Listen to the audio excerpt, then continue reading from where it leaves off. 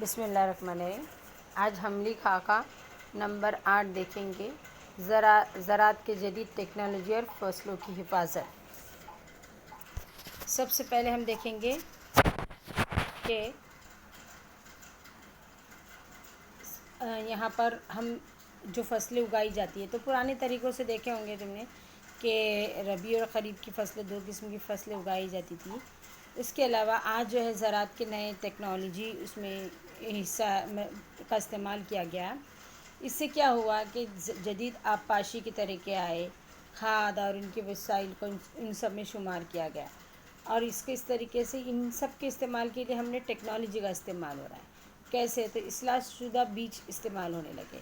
پہلے جو بیج ہوتی تھی، جو آتے تھے تو ایک ہی طرح کے مطلب فصلیں آتی تھی، اور زیادہ اس میں اس کو ٹائم بھی لگتا تھا بڑھنے کے لیے، اور اس کے بعد جو ہے اس میں ایک طرح کی ہی فصلیں آ سکتی تھی۔ لیکن ابھی جو ہے بہت زیادہ ترقی ہو گئی ہے اور اس میں نئے نئے بیجوں کا استعمال کیا، جس کی وجہ سے حاصل ہونے والی پیداوار پہلے کی کم ہوتی تھی، لیکن اب تحقیق کے بعد جو اصلاح شدہ جو بیج آئی ہے، جیسے جس میں جوار، گیہوں، چاول، مونگ پھلی جیسے، تو یہ بازار میں ابھی ملتے ہیں۔ یہ اصلاح شدہ اس کو بیج بھی کہا جاتا ہے۔ یہ زیادہ پیداوار دیتے ہیں اور اس میں کیڑے بھی نہیں لگتے۔ کچھ تو ایسے ہیں جو بہت زیادہ تیزی سے بھی بڑھتے ہیں اور کم پانی میں بھی بڑھتے ہیں۔ تو یہ آبپاشی کے جدید طریقے ہیں۔ تو یہاں پر مناسب مقدار میں پانی ملنے سے فصلوں کی نشوونما بہتر ہوتی ہے۔ لیکن زراعت کے لیے بارش کے ندی، نالے، تالاب، کنویں سے لیا جاتا تھا، لیکن ندی پر بند باندھنے کی وجہ سے پانی کو روک کر پانی کا ذخیرہ کیا جاتا ہے۔ ایسا کرنے سے زمین کی مٹی بھی ضائع نہیں ہوتی اور اس میں زرخیزی بھی رہتی ہے۔ پھر اس کے علاوہ فصلوں کو نالیوں کے ذریعے سے پانی دینے کا پہلے طے کا طریقہ تھا۔ اس سے کئی بار پانی بہت زیادہ ڈالا جاتا تھا اور تحقیر ہو جاتی تھی۔ اس سے پانی ضائع بھی ہو جاتا تھا اور کئی بار فصلیں جو ہے پانی زیادہ ہونے کی وجہ سے خراب بھی ہو جاتی تھی، جس سے پانی کی بچت۔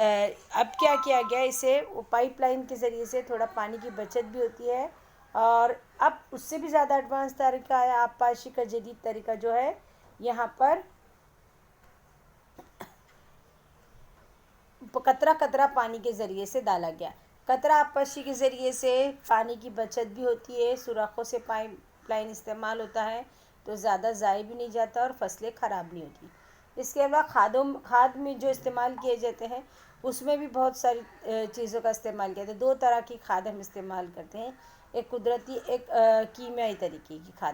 قدرتی کھاد جو ہوتی ہے جس میں مٹی سب سے پہلے کھاد تو ہم اس لیے استعمال کرتے ہیں تاکہ زمین کی زرخیزی قائم رہے۔ کیوں؟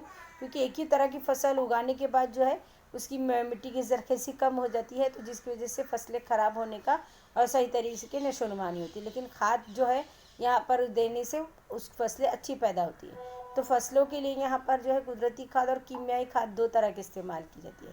گھاس پھوس، گوبر اور قدرت سے جسے بھی چیزیں حاصل ہوتی ہیں اس کو قدرتی کھاد بنائی جاتی ہے، اور کیمیائی کھاد جو تو کیمیائی کا استعمال کر کے، کیمیائی اشیاء کا استعمال کر کے اس کا استعمال کیا جاتا ہے، اور اس کے جو ہے تناسب میں ملتے ہیں۔